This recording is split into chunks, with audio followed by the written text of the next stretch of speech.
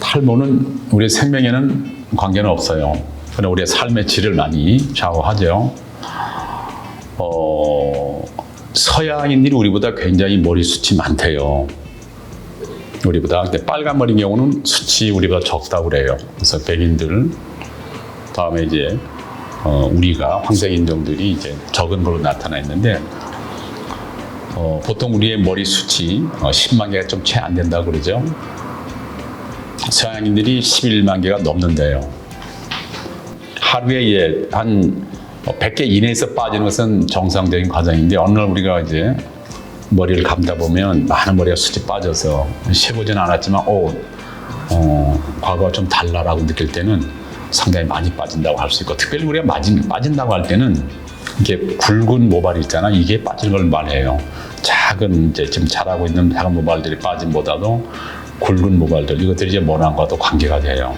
이건 어떤 원인이 있기 때문에 밝혀야 될 것 같아요. 그렇죠? 그래서 이제 탈모의 원인들이 많이 있지만 크게 흔적을 남기는 경우가 있고 남기지 않은 경우가 있어요.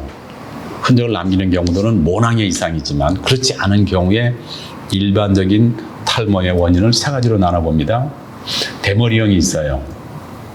저도 비슷하긴 한데 우리 아버님이 대머리셨거든요. 그래서 이걸 남성형 탈모라고 하는데, 이것은 유전적 원인이 굉장히 크고요. 또 남성 호르몬인 안드로젠, 이게 중요한 원인으로 생각되고 있어요. 두 번째는 여성형 탈모들이 최근에 꽤 일어나고 있습니다. 일부는 남성형 탈모 같은 경로로 일어나는 것도 있지만 임상적으로는 차이가 있고, 여성의 탈모는 남성처럼 다 벗겨지는 경우는 또 없어요. 세 번째로는 원형 탈모증이 있어요. 이거는 일종의 자가 면역 질환으로 생각되고 있고요. 네 번째, 휴지기 탈모증이라고 있는데 우리가 많이 겪을 수 있는 부분인데, 내분비 질환, 호르몬에 관련된 경우 영양결핍, 또 약물을 사용했을 때에 어떤 경우는 많이 빠지기도 하고 어떤 경우는 나기도 해요. 출산 후, 그래요. 여성들이 출산 후에 머리에 빠지는 경험들을 많이 한다고 해요. 발열, 수술 등의 심한 신체적, 정신적 스트레스 이후에 일시적으로 탈모 현상이 나타나게 돼요. 그래서 모발 일부가 생장기관을 다 채우지 못하고 휴지기 상태로 이행해 버릴 경우에 탈락이 되고 이제 발생하게 되는 거죠. 모든 것은 우리의 상피세포도 그러하고 상피세포의 결과인 두피의 탈모도 그러하지만 빠지고 그만큼 다시 나야 되는 거죠. 이런 어떤 항상성의 불균형으로 인해서 빠지는 수에 비해서 나는 것이 적을 경우 우리가 탈모를 느낄 수 있는 거죠. 그 흉터가 형성되는 탈모는 모낭이 파괴됐기 때문에 모발의 재생은 일어나지 않아요. 이건 거의 연구적으로 일어나지 않는다고 이렇게 돼 있죠. 예.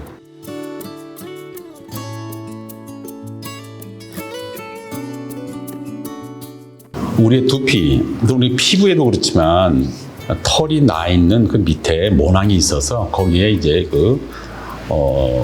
모발들을 이렇게 지지하고 있잖아요. 거기에 이제 세포들이 있는데, 그 모낭은 태아기 때, 그러니까 태어나서 3개월, 7개월에 완성된 후에 더 이상은 생산되지 않는다는 거죠. 거기에 이제 결과에서 밝혀졌어요. 그러니까 우리가 타고 태어나요. 모낭세포, 모낭은 그 숫자를 갖고 태어난다는 거예요. 그것을 잘 유지하는 사람은 좋은 모발을 갖고 있는 거고, 이것이 이제 파괴되기 시작하면 우리가 이제 대머리를 겪게 돼요. 모발 생성을 담당하는 진피줄기세포가 출생 후 모낭 재생 능력을 잃어버릴 수가 있어요. 따라서 생활하는 동안에 모낭이 손상되면 모낭 개수가 줄어들어서 더 이상 나지 않은 영구적 탈모가 되는 거예요. 나이가 들면서 탈모가 생기는 건 모낭 줄기세포가 자꾸 줄어들기 때문에 그래요. 이렇게 되면 매일 빠지는 머리카락을 채워넣지 못해서 결국 머리숱이 적어지는 탈모로 우리가 보이게 되는 거죠. 피부와 모낭 같은 인체 조직은 자외선 같은 이런 환경적 손상에서 매일 노출되기 때문에도 일어나게 되고요. 이거로 인해서 제거와 재생의 과정을 계속 거치게 되죠. 근데 이제 어떤 과학자 조사에 의하면 약 1.5g에 해당되는 5개의 세포와 100개의 머리카락이 매일 몸에서 떨어져 나가는, 이건 정상적입니다. 이를 보충하는 게 우리의 줄기세포예요. 모낭 조직이 정상 기능을 하는 것은 줄기세포의 건강과 활성화 정도에 달려있다, 이렇게 말할 수가 있어요.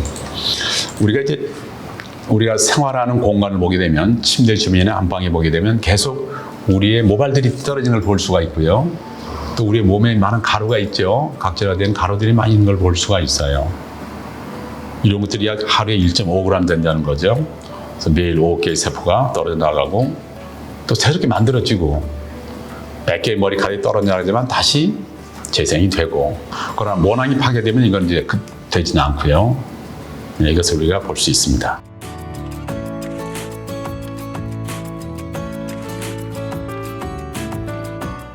저 개인적인 경험이에요. 우리 아버님이 제 나이 또래 때 많이 머리가 없으셨어요.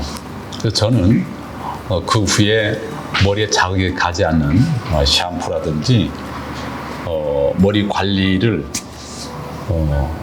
좀 했다고 그럴까요? 그리고 저는 지금은 머리가 많이 없긴 하지만 많이 유지가 되고 있어요. 제가 볼 때는 매우 순한 샴푸를 쓰는 게 중요합니다.